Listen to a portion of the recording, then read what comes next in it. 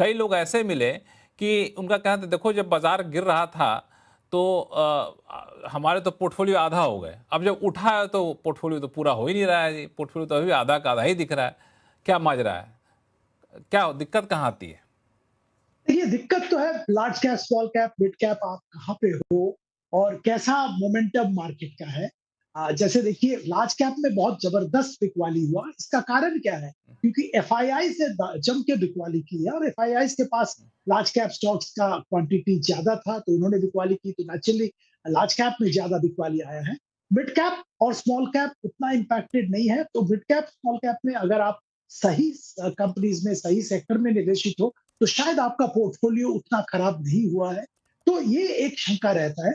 दूसरा एक जो हम लोगों ने देखा है लक्ष्मण जी, जो संजय जी अभी जिक्र कर रहे थे, बहुत इंक्वायरी आ रहा है to facilitate investment in international markets.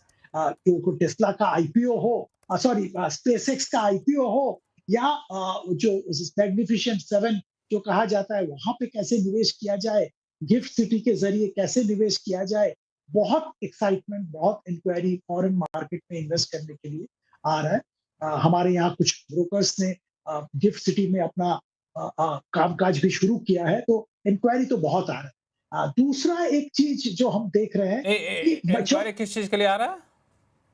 विदेश में निवेश करने के लिए, यूएस मार्केट में निवेश करने, यूएस में अभी आईपीओ में एफआई जा निवेश रहे हैं, करने के अभी लिए। एफआई जा रहे हैं, डीआई भी चले जाएंगे क्या यहाँ से? देखिए, ये तो बताना मुश्किल है, पर इंक्वायरी बहुत आ रहा है, जबरदस्त इंक्वायरीज आ रहे हैं और पंकज जैन जेन्युइन सलाम आपके इंटरेस्ट है। पास भी।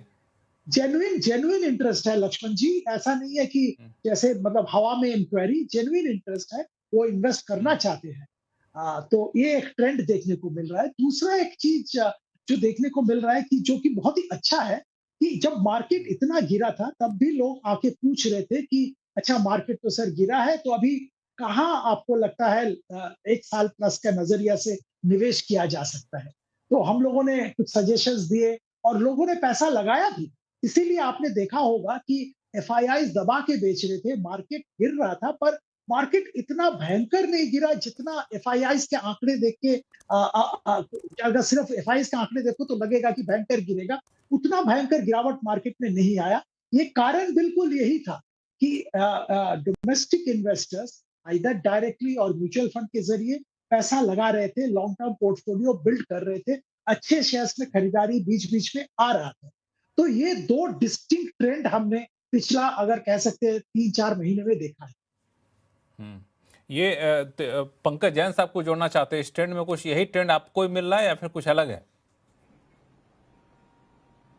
नहीं नहीं लक्ष्मण जी, इसमें मैं 2-3 चीजें ऐड करना चाहूंगा। एक तो जो आपका एक मूल सवाल है कि इन्वेस्टर्स आके क्या पूछता है, क्या करना चाहिए, उसमें मैं ये ऐड करना चाहूंगा, एक ऐसा तबका ऑफ इन्वेस्टर्स है जो कि काफी जागरूक हो गया है, काफी इंटेलिजेंट है, काफी होमवर्क करता है, and rather we as a broker we look forward to interaction with them. वो आके ज्ञान देते हैं कि this is what is happening in this particular field and this is what may happen in days ahead. So अब खाली वो नहीं रहा आज से जो 5-10 साल पहले कि ब्रोकर को ही ज्यादा नॉलेज थी और इन्वेस्टर्स को काफी नॉलेज थी। सो मैं लगता है कि चैट जीपीटी का कुछ कमाल हो। Not just Chat GPT, I think काफी आजकल जो जेनजी हैगा, one should appreciate the kind of knowledge they are carrying. और हर फील्ड में हम एज अ ब्रोकर हम बात करते हैं कि हमारा जो सबसे बड़ा सोर्स ऑफ नॉलेज जो है is interaction with our good clients, relevant clients, intelligent clients. हमारे को सिर्फ ये देखना होता है कि भाई इस क्षेत्र का ये क्लाइंट एक्सपर्ट है, इस क्षेत्र का ये क्लाइंट एक्सपर्ट है। So it's not just that कि वी हैव टू, ना इतना समय होता है, ना इतनी पेशेंस होती है कि बड़ी बड़ी रिपोर्ट्स पढ़ी जाए। So it's like we end up being good Zomato कि कहां से अच्छी नॉलेज एक्वायर हो सकती है। सो नॉट जस्ट कि क्लाइंट हमसे इंटरेक्शन करता है, हम भी क्लाइंट से, अच्छे क्लाइंट से इंटरेक्शन करने के लिए काफी तत्पर रहते हैं। So I think that becomes one good source of information. उसके अलावा जैसे अभी एक प्लेटफॉर्म पर डिस्कशन हो रही थी, ये बात बिल्कुल सही है कि लोगों में काफी एक पिछले दिनों था कि हम भी बाहर के स्टॉक्स में बाहर निवेश कर पाते। बट आई थिंक अगर वो चीज, it's good that government of India ने उस पर रिस्ट्रिक्शन लगा रखी हैं। मेरे को एग्जैक्ट नंबर नहीं इस टाइम मालूम, शायद $7 बिलियन की रिस्ट्रिक्शन देगी अक्रॉस द म्यूचुअल फंड्स या अक्रॉस द स्कीम्स। और इसी वजह से है कि जो भी इंटरनेशनल बेस्ड थीम्स हैं उसमें सारों में सब्सक्रिप्शन बंद है, क्योंकि अगर वो चीज नहीं होती तो जो जिस तरह से हमने देखा कि जो फैंसी टुवर्ड्स द गोल्ड थी, रन टुवर्ड्स द गोल्ड था, रन टुवर्ड्स इंटरनेशनल फंड्स या इंटरनेशनल स्टॉक्स भी हो जाता और उससे और एक करेंसी पे रन हो जाता। So it's a double edge sword. I think that was a blessing in disguise. तो भारतीय बाज़ारों की स्थिति इतनी भी ख़राब नहीं है। जिस प्रकार से तुलना करें अमेरिकी बाज़ारों से, यूरोप के बाज़ारों से, और आप देखोगे तो चाइना के मार्केट भी काफ़ी अच्छा वर्क करते हुए नज़र आए थे, और कोरिया में तो और भी ज़बरदस्त तेज़ी बाज़ारों में देखने को मिली थी। बस कुछ दिन पहले 10% की गिरावट एक ही दिन में दिखाई दी थी, लेकिन उससे पहले आप देखोगे तो काफ़ी अच्छी और बड़ी तेज़ी इंडियन मार्केट की तरफ से जो मार्केट है उनकी तरफ से देखने को मिली थी। कोरिया के बाज़ारों में काफ़ी ज़बरदस्त तेज़ी थी, लेकिन उनको देखें तो इंडिया को देखें तो काफ़ी ज़बरदस्त गिरावट यहाँ पे देखने को मिली थी। तो जब उनके मार्केटों में गिरावट हो रही है तो ये ज़रूरी नहीं है कि इंडियन मार्केट में भी उतनी ही गिरावट देखने को मिले, क्योंकि चीज़ें जो हैं इंडियन मार्केट में धीरे धीरे बेहतर ही होती हुई नज़र आ रही है। देखिए, इंडियन मार्केट पे सबसे ज़्यादा इम्पैक्ट तो वॉर का पड़ा है।